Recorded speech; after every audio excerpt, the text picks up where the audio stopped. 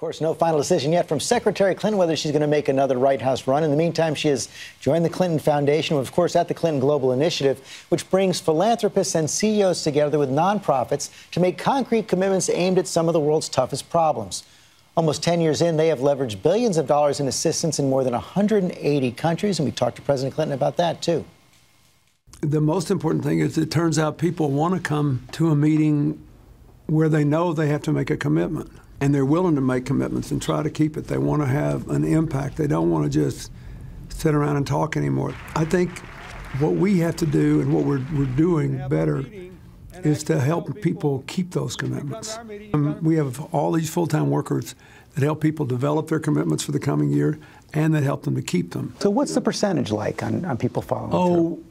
It's quite good. We get detailed progress reports now on more than 60% of the commitments, and something less on another significant percentage. It's getting better. We've also gotten better at getting multi-party commitments. Like, for example, the first big thing we announced here was built on something I saw at Sandy when we had the relief. And Chelsea said to me one day, said that we ought to just volunteer, we ought to go out. So I said, how many people do you think we can raise? And she said, 1,000 in 8 hours. And she did, 1,040. And I said, when are we going? She said, next Sunday. I said, Chelsea, do you know how hard it is to keep 1,000 people busy for 8 hours? She said, we got it covered.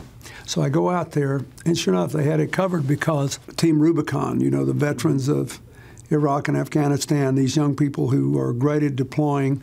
They spent days down there. They spent longer than they'd ever spent any place else. One of the biggest commitments here at CGI this year, a big project, $1.5 billion to help fund women entrepreneurs all across the world. And Secretary Clinton also announced her big project to kind of track how women are doing around the world. Is that the project you're most excited about this time around? Yes, because it, coming out of this CGI, and because it has so many implications for other things. In the poor countries of the world, if we could get all the girls in school and all the young women in the labor markets, it would do more than anything else to lift them out of poverty.